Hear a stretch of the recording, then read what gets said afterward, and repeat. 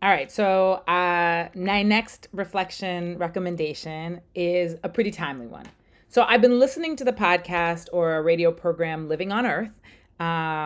You can listen to it, and it comes on 250 public radio stations around the country, and it is based right here in Massachusetts, where I live at UMass Boston.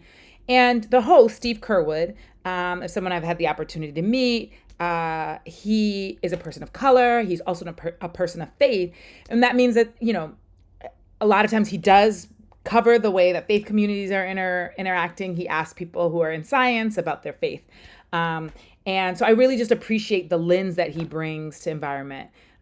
He really talks about from an ecological perspective. And because it's called Living on Earth, they devote a lot of time really to thinking about human interaction with the earth, right? It's not, they definitely cover science, but they aren't just doing like, here's about some birds, right? They really tell it from the perspective of humans who are trying to do something, humans who are in love with the planet, humans are trying to do something to save the earth, and issues of environmental racism, just all the different human sides. I think I really appreciate that.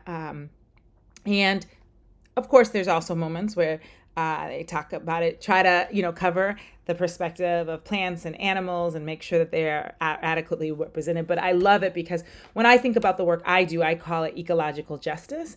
Eco means home, and ecology looks at the relationship between things. And I don't think we just have a planetary problem. I think we have a relationship problem, a relationship in how humans are treating each other, a relationship in how humans are interacting with our non-human siblings. So I recommend Living on Earth. And okay, so part of the reason that I'm doing it this particular week is that I did a segment for Living on Earth last week that aired on June 20th, so the day after Juneteenth, and it was a special on the relationship between Juneteenth and the environment and ecology, and particularly as a Black woman, how I see the relationship between the celebration of these two things. So I will go ahead and give you the link to look at the episode that I'm in, but there's also many others that I would recommend, and on their website, which I'll also include in the post.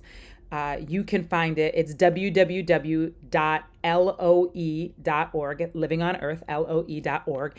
And you can go back. They have a show archive that covers everything back to 1991. So there's just a ton in there. And so, yeah, in my post, I'll mention a couple of others that I think you might find interesting. But I really feel like there's no issue more critical in this moment to the future of humanity than our ability to figure out how we live in right relationship with each other and how we live in right relationship with our non-human siblings with whom we share this planet and whom we totally rely on to live, even if we're not acting like it. So hope you enjoy my episode on Juneteenth, but I hope you'll also think about taking a look, seeing what else is in there, other things that you might like. And he also does a really good job of breaking things into segments. So you can listen to the segment I did on Juneteenth and Joy as an Act of Resistance.